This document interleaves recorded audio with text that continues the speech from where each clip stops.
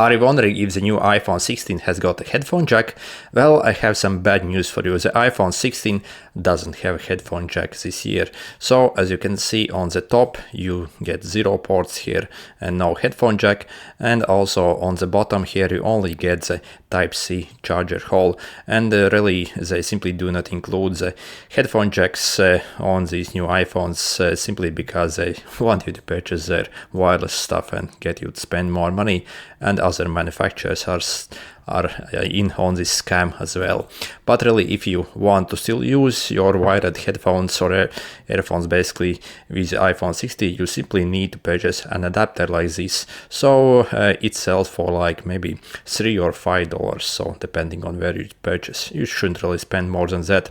So you can simply connect it to your Type-C and you will see you can actually run your wired stuff with this iPhone 16 still. So yeah, it's not like it's limited in that way.